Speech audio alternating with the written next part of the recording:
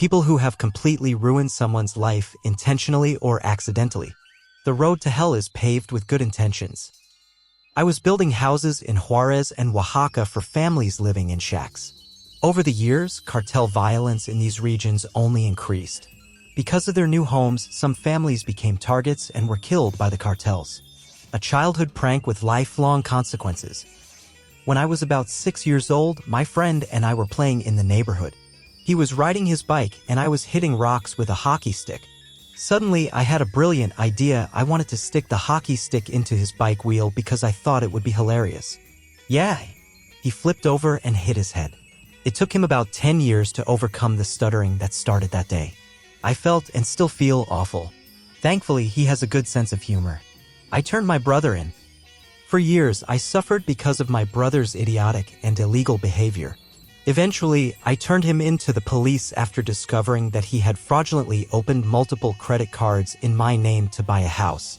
I suddenly found myself with 3 credit cards instead of 1, 2 of which had maxed out limits. He had cracked the safe at my parents' house, they used my mom's birth date as the combination and stolen my personal information. He did the same to my parents. This was after he had stolen my grandmother's jewelry from my nightstand.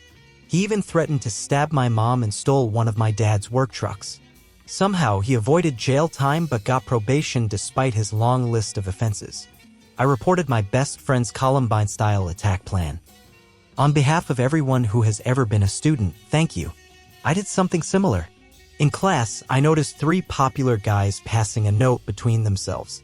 After class, I was packing up my things when I found the note on the floor. Curious, I picked it up. It contained a detailed plan to kill a teacher, including how to eliminate witnesses and hide evidence. I waited until everyone left and gave the note to the teacher. You know what happened to those guys? They got a finger wag, a trip to the principal's office, and a 5-day suspension. I exposed my mother's affair with a minor. I had an argument with my mom after I suspected she was having an affair with an underage boy.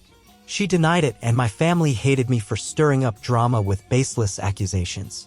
Eventually, she confessed and she went to prison. My dad stood by her side. For the first time in my life, I saw my dad cry. And yet, she still treated him like garbage. He constantly visited her in prison. After her release, she was on strict probation for several years and lost her job. Eventually, my dad divorced her because she never took responsibility and always blamed others. My parents were in debt and now my mother is completely broke. But she never apologized or admitted her mistakes. So, I try not to feel guilty about what happened. I reported my teacher's inappropriate emails. When I was 15, my school teacher sent me a long email confessing his love for me.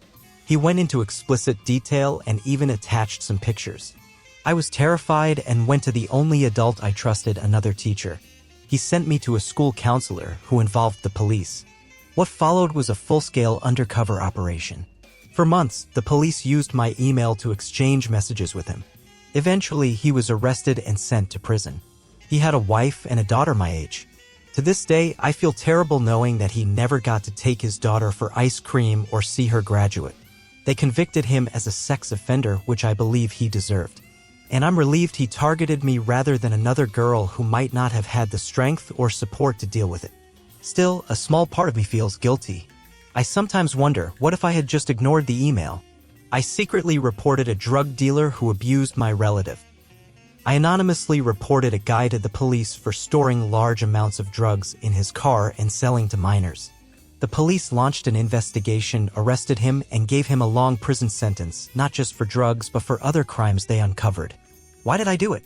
He had been in a relationship with my relative for years and treated her like garbage. When she discovered he was cheating, she confronted him. He hit her.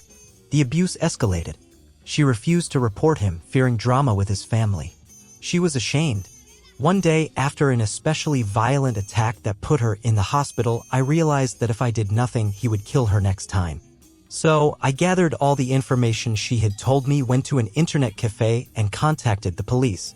Shortly after, they raided his house, found his stash, and arrested him. She never knew it was me who turned him in, and I'll never tell her. A few years later, she met a truly amazing guy who treats her with kindness. She is happier than ever, and I have no regrets. I got my friend sent to rehab. In college, I had a close friend, we'll call him C. On our second year, 2 other friends and I joined a fraternity. C wasn't accepted because of his low grades. He started resenting the fraternity, fell in with a bad crowd, and got into drugs. As time passed, he became aggressive, erratic, and a thief. He stole from people at parties and picked fights. Eventually, he was banned from the fraternity house. Months later, we lifted the ban, thinking we could mend our friendship. He came to a party, waited until everyone passed out, and stole wallets and phones. Someone caught him. He was beaten up and thrown out. The next day, I realized he had stolen money and prescription meds from my room. I was furious. So, I called his dad and told him that his son was a drug addict who was stealing to feed his habit. His parents pulled him out of college and sent him to rehab. The last thing I heard about C was that he went into recovery. I may have ruined his college life, but I might have saved his actual life. How have you ruined someone's life? Let us know in the comments. And don't forget to check out our other videos.